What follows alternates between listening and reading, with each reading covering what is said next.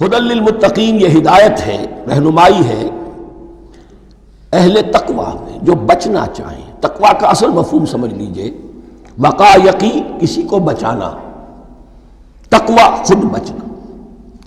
جن لوگوں کے اندر فطرت سلیمہ ہوتی ہے، ان میں اخلاقی حس موجود ہوتی ہے، وہ بری چیز سے بچنا چاہتے ہیں، بھلی کو حاصل کرنا چاہتے ہیں۔ وہ لوگ ہیں کہ جو گویا کہ اس قرآن کا اصل مخاطب ہے، وہی اس سے استفادہ کر سکیں گے۔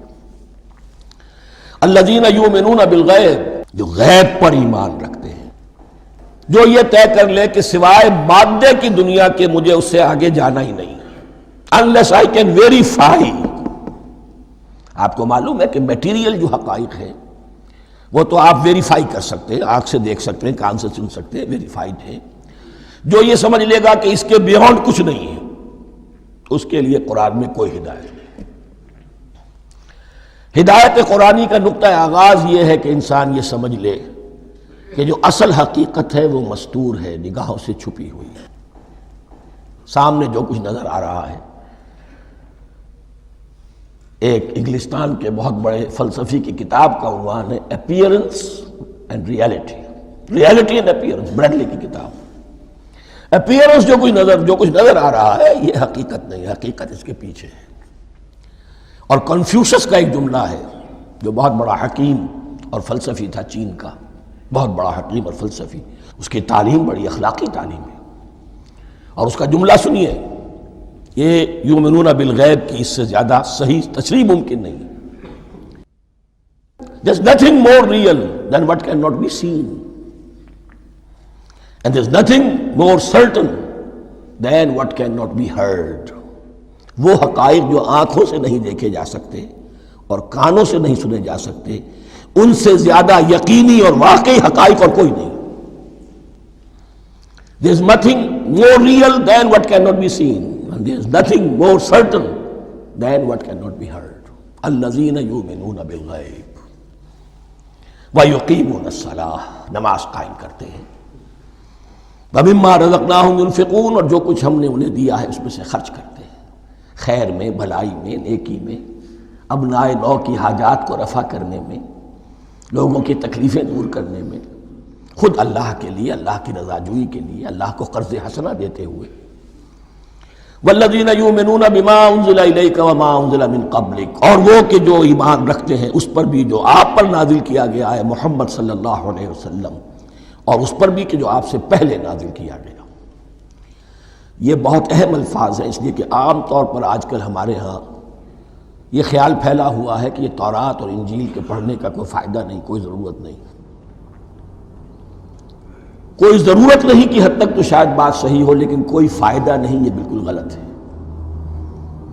یہ ابتدا ہے قرآن کی، اور کس قدر اہتمام کے ساتھ کہا جا رہا ہے۔ ایمان صرف قرآن پر نہیں، اس پر بھی کہ جو اس سے پہلے نازل کیا گیا۔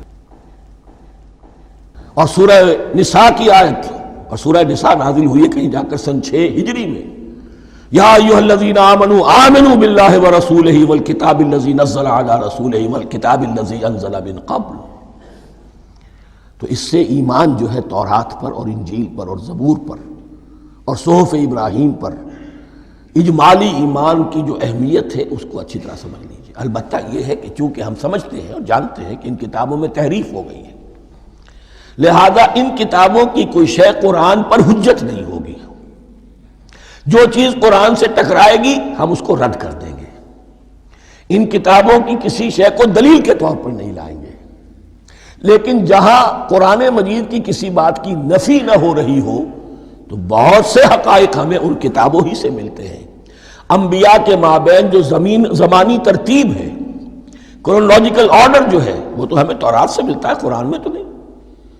قرآن میں کبھی حضرت نوح کا ذکر بعد میں ہے، حضرت موسیٰ کا پہلے، وہاں تو کسی اور پہلو سے ترتیب آتی ہے، لیکن وہاں ہمیں تاریخ ملتی ہے ابراہیم کی، اسحاق کی، یعقوب کی، انبیاء بنی اسرائیل کی، موسیٰ کی، عیسیٰ کی، یہ ساری چیزیں۔ تو اس کی اہمیت جو ہے اس کو سمجھ لیجئے۔ والذین یؤمنون بما انزل الیک وما انزل من قبلک وبالآخرۃ ھم یوقنون، آخرت پر وہ یقین رکھتے ہیں۔ نوٹ کرنے والی بات کیا ہے کہ باقی سب چیزوں کے لیے لفظ ایمان آیا، آخرت کے لیے ایقان کیوں؟ واقعہ یہ ہے کہ انسان کے عمل کے اعتبار سے سب سے زیادہ مؤثر شے ایمان بالآخرہ ہے۔ ایمان بالآخرہ ہے تو عمل سیدھا رہے گا کہ ہاں مجھے جواب دہی کرنی ہے، جانا ہے، اٹھنا ہے، اللہ کے حضور حاضری ہے۔ اگر یہ یقین ہے تو عمل صحیح ہوگا۔ اس میں کمی ہو گئی تو توحید جو ہے وہ بھی بس ایک عقیدہ، ایک ڈوگما بن کے رہ جائے گی۔ ایمان بالرسالت بھی بدعات کو جنم دے گا۔ عید میلاد نبی منا لیجئے اور کچھ عشقیہ اشعار کہہ دیجئے، نعتیہ اشعار کہہ دیجئے، اللہ اللہ خیر صلی اللہ، یہ ایمان بالرسالت کے مظہر ہوں گے۔ عمل انسان کا درست ہوتا ہے آخرت کے یقین کے ساتھ۔ وَبِالْآخِرَةِ هُمْ يُوقِنُونَ، آخرت پر انہی کا یقین ہے، انہی کا یقین ہے۔ یہ حصر بھی ہے اس اعتبار سے کہ یہودی میں مدعی تھے کہ ہم آخرت پر یقین رکھتے ہیں، یہاں کنٹراسٹ دکھایا جا رہا ہے، آخرت پر یقین رکھنے والے یہ لوگ ہیں۔ اور تعویل خاص کے اعتبار سے وہ لوگ موجود ہیں تمہاری نگاہوں کے سامنے۔ 13 برس کی محنت کی کمائی محمد الرسول اللہ صلی اللہ علیہ وسلم کی اس کتاب کی، یتلو علیہم آیاتہ ویزکیہم ویعلمہم الکتاب والحکمہ، اس کا جو نتیجہ ہے وہ تمہارے سامنے ہے۔ اولئک علی ھدی من ربہم، یہ وہ لوگ ہیں جو اپنے رب کی طرف سے ہدایت پر ہیں۔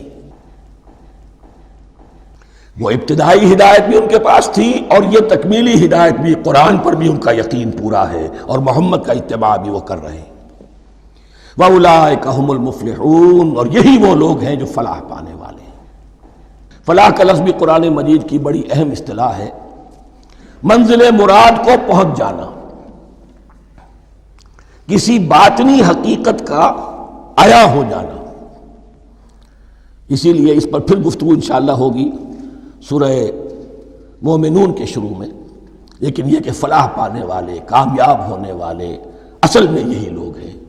تو گویا کہ تعویل خاص میں صحابہ کرام کی طرف اشارہ ہو گیا، تعویل عام میں ہر شخص کو بتا دیا گیا اگر قرآن کی ہدایت سے مستفید ہونا ہے تو یہ اوصاف اپنے اندر پیدا کرو۔